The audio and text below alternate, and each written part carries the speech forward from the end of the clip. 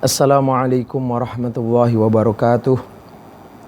Alhamdulillahirabbil alamin wassalatu wassalamu ala asyrafil anbiya'i wal mursalin sayyidina wa maulana Muhammadin wa ala alihi wa sahbihi ajma'in, amma ba'd. Kaum muslimin dan muslimat yang dirahmati oleh Allah Subhanahu wa taala, jika pada masa yang dahulu kita menghuraikan tentang fadilah-fadilah nisfu Sa'ban, maka pada kesempatan kali ini saya ingin menjelaskan beberapa amalan yang bisa dilakukan oleh kaum muslimin muslimat pada malam tersebut. Kita tahu bahwa malam nisfu Sa'ban adalah malam yang mulia, dan memang tidak ada secara khusus perintah dari Rasulullah kita melakukan ibadah zikir atau sholat atau apa, tidak ada daripada Rasulullah. Oleh karena itu kita bebas mengerjakan sesuatu yang bermanfaat, yang bernilai ibadah di malam tersebut. Karena malam tersebut adalah malam mulia, di mana pahala yang didapatkan bagi orang yang beribadah di malam tersebut, maka dia akan mendapatkan pahala yang lebih banyak daripada pahala yang dikerjakan di malam-malam yang lain. Memang dahulu, pada zaman tabi'in, ada beberapa tabi'in Syam seperti Khalid bin Ma'dan, Makhul, Luqman bin Amir, dan lain-lain. Mereka mengagungkan malam nisfu Sa'ban. Mereka bersungguh-sungguh ibadah pada malam nisfu Sa'ban. Dan dari itu beberapa ulama-ulama dan orang-orang selepas mereka mengikuti perilaku-perilaku mereka yang menghormati beribadah dengan sungguh-sungguh di malam tersebut. Meskipun masalah ini adalah masalah yang masih kontroversial, sebagian ulama tak sependapat dengan ini, tetapi minimal inilah amalia salaf, bahwa ini memang pernah dikerjakan oleh salaf. Jadi apapun ibadah apapun yang penting bernilai ibadah dan bermanfaat, boleh saja dikerjakan pada malam nisfu Sa'ban. Tidak harus sholat, tidak harus zikir, apapun yang penting bernilai ibadah. Akan tetapi tradisi daripada masyarakat Nusantara ini, ada di malam nisfu Sa'ban selepas maghrib mereka membaca Yasin 3 kali. Yasin dibaca 1 kali dengan niat tertentu. Yasin lagi dibaca 1 kali dengan niat tertentu lagi. Yasin dibaca yang ketiga dengan niat tertentu lagi. Artinya mereka membaca Al-Quran, dan pembacaan Al-Quran tersebut dibuat untuk tawassul kepada Allah dengan hajat-hajat mereka. Jadi kalau dari pembahasan tawassul, ini tawassul dengan amal solih. Mereka membaca Yasin, kemudian mereka bertawassul dengan Yasin tersebut supaya hajat-hajat mereka dikabulkan oleh Allah Subhanahu wa taala. Kalau ditanya apakah ini pernah datang dari Rasulullah? Tak, sebagaimana pernyataan awal.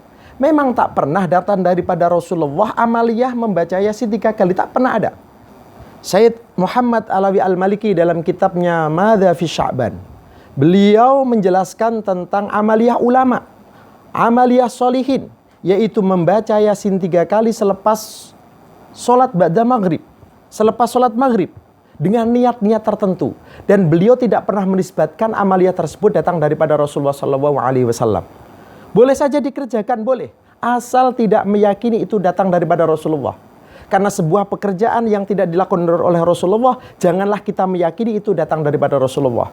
Ulama mengatakan at-takhsis bila mukhassis makruhun. Mentaksis suatu amal yang tidak ada dalil yang mengkhususkannya, hukumnya makruh. Kemudian membaca Yasin ini adalah bagian daripada tawassul. Tawassul dengan amal solih, dan tak ada ulama manapun yang mengingkari ini. Bukan tawassul dengan wali, dengan tawassul Rasul, tidak. Ini tawassul dengan amal solih, yaitu membaca surat Yasin. Kenapa harus surat Yasin? Boleh-boleh saja surat yang lain, tidak harus Yasin. Karena Yasin diyakini adalah salah satu surat yang mulia. Itu saja. Terus kemudian apabila ada yang menyanggah dengan pernyataan Sayyid Abdullah Al-Ghumari, beliau dalam kitabnya Husnul Bayan fi Lailatin Nisfi min Sya'ban. Dalam kitab ini banyak digunakan oleh mereka yang ingkar dengan amaliyah, perilaku tradisi yang dikerjakan oleh ulama-ulama, ustadz-ustadz kiai-kiai Nusantara tentang atau kaitannya dengan membaca Yasin 3 kali selepas maghrib ini. Nah, kita perlu mengerti apa maksud beliau. Oke, saya akan baca pernyataan beliau dan saya akan huraikan apakah betul bahwa beliau ini memang mengingkari tradisi membaca Yasin 3 kali selepas maghrib. Beliau mengatakan dalam kitab Husnul Bayan fi Lailatin Nisfi min Sya'ban, pada muka surat 18, beliau mengatakan i'lam, ketahuilah anna du'a alladhi yaqra'uhun nas ba'da salatil maghrib, min hadhil lailah la aslalahu bitilkal kaifiyah al-ma'rufah. Berdoa. Manusia berdoa selepas maghrib dengan cara-cara tertentu. Memang itu tidak ada sanadnya daripada Rasulullah.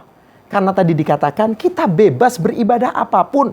Tidak ada batasan daripada Rasulullah. Tak ada. Jadi apapun dikerjakan tak masalah. Wa qira'atu surati Yasin thalatha marrat kullu marratin biniyatin. Was-shalah allati yusalluna baina ad-du'a wad-du'a biniyatin khassah liqadai hajatin muayyanatin kullu dzalika batilun la aslalahu wa la tasihu as-shalatu illa biniyatin khalisatan lillahi ta'ala. Nah, yang dianggap batil oleh beliau adalah adanya salat dengan kaifiyah tertentu. Ini yang dianggap batil oleh beliau.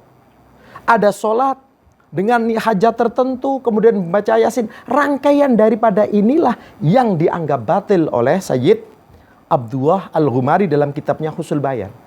Adapun membaca Yasin 3 kali dengan dibuat tawasul, ini tak masuk daripada larangan Sayyid Abdullah Al-Ghumari. Jadi sah-sah saja. Karena bagian daripada tawasul dengan surat Yasin supaya hajat-hajat kita dikabulkan oleh Allah Subhanahu wa taala. Dan ingat sekali lagi bahwa pada malam nisfu Sa'ban tidak ada ibadah tertentu yang ditetapkan oleh Rasulullah. Apapun boleh dikerjakan, yang penting bernilai ibadah. Asal ibadah yang dikerjakan jangan sampai diniati itu datang daripada Rasulullah, jangan diyakini datang daripada Rasulullah sallallahu alaihi wasallam.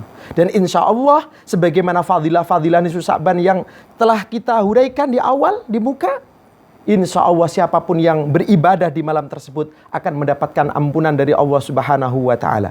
Demikian yang dapat saya sampaikan. Mohon maaf apabila ada kesilapan. Akhirul kalam. Wassalamualaikum warahmatullahi wabarakatuh.